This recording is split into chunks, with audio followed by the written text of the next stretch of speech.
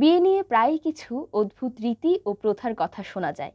যেমন ভারত পাকিস্তানের সীমান্তের কাছে রয়েছে রাজস্থানের বারমের জেলার অন্তর্গত দেরাসুর গ্রামের প্রত্যেক পুরুষ দুটি বিয়ে করেন।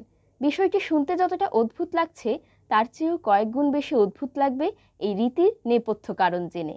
বড়জোর ৬০০ জনের বসবাস দেরাসুর গ্রামে। সেখানে প্রতিটি পুরুষের অন্তত দুজন করে স্ত্রী রয়েছে। গ্রামের বাসিন্দাদের বিশ্বাস, প্রথম স্ত্রী গর্ভে নাকি কোনো স্বামীরই সন্তান হবে না, সন্তানের মুখ দেখতে গেলে নাকি দ্বিতীয় বিয়ে করতেই হবে।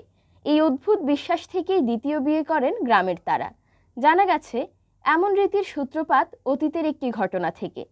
গ্রামের এক ব্যক্তির নাকি কিছুতেই সন্তান হচ্ছিল না, পরে তিনি দ্বিতীয় বিয়ে করতেই সন্তান লাভ করেন। পরে বিষয়টি রীতিতে পরিণত হয়। দেখা যায় যখনই এমন অভিজ্ঞতার সম্মুখীন হতেন গ্রামের কোনো পুরুষ, তার দ্বিতীয় বিয়ে দেয়া হতো, আর তাতেই নাকি মিলত ফল। যদিও এখন ওরকম সমস্যা ছাড়াই দুই বিয়ে করেন সেখানের পুরুষরা। এছাড়া দুই বিয়ের আরও একটি কারণ ওই গ্রামের তীব্র পানির সংকট। অন্তত ৫ কিলোমিটার হেঁটে পরিবারের নারীদের পানি আনতে হয়। তাই অন্তঃসত্ত্বা হলে কোনো নারীর পক্ষেই হেঁটে পানি আনা সম্ভব নয়। সে কারণেও দ্বিতীয় বিয়ে করে থাকেন পুরুষরা। দুঃখজনক হলেও সত্য, প্রথম স্ত্রীকে কোনো অধিকার দেওয়া হয় না। তারা বড় বাড়ির পরিচারিকার মতো জীবন কাটিয়ে থাকেন। প্রথম স্ত্রীকে বলা হয় জল স্ত্রী। সন্তান ধারণের অধিকারও পান না তারা।